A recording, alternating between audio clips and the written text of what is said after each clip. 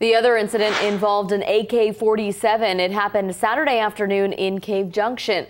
Police say Joseph Salmon used the rifle to spray John LaRue's truck with bullets. NBC 5 News spoke exclusively with LaRue just 24 hours after he was shot. When I drove past his cabin, he bailed out the front door with an AK-47 and put over 30 rounds through my truck, killed my dog, and got me once in the chest and once in the back of my shoulder. LaRue says he and Salmon know each other. Just like the suspect in the Talent incident, he's considered armed and dangerous. If you see him, don't approach him.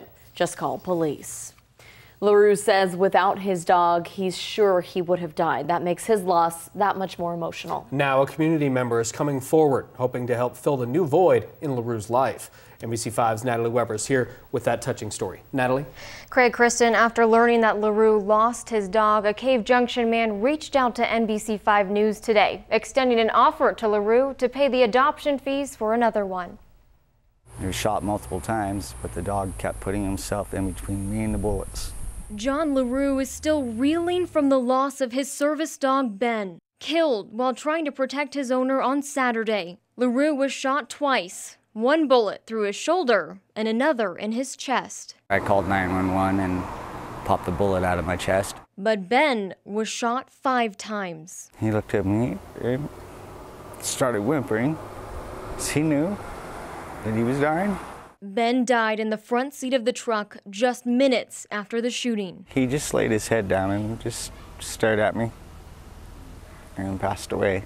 A moment LaRue can't get out of his head, now living with the grief of losing his best friend. It's something Cave Junction resident Brian St. John can relate to. I just lost my dog in September, and I know what it's like to lose a family member.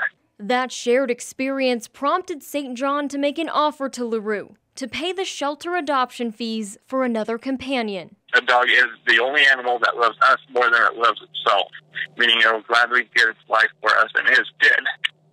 Oh, sorry. While LaRue is grateful, it's an offer he says he can't take just yet. He's a great dog, and I don't want to just go and try to find another dog to replace him because he's not replaceable.